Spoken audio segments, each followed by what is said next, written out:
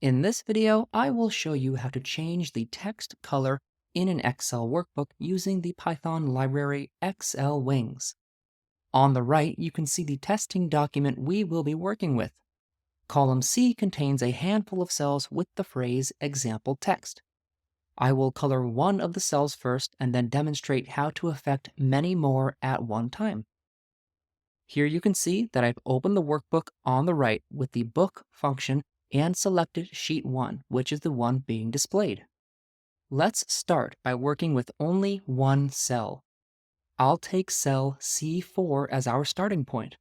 I'll capture that cell in the cell variable. Changing the cell color is very easy and only requires this one line of code. I access the color attribute of the font attribute of the cell object.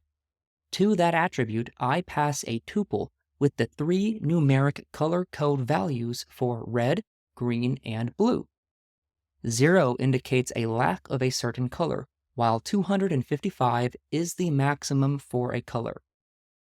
Executing this, we can see the color we would expect, green, as it is that middle number that signifies a maximum amount of green is present. Using numeric color codes is not the only way to assign font colors in xlwings. You can pass a hex string. Here I am assigning cell C4 the hex color for blue, which is indicated by 4 zeros and 2 Fs. Executed, we can see that the content of cell C4 has turned blue. Moving now to the entire column, let's capture the range of cells in the cells variable. There is yet another entry type available to you when creating a cell's color. You can pass just a number. If we execute this, let's see what happens.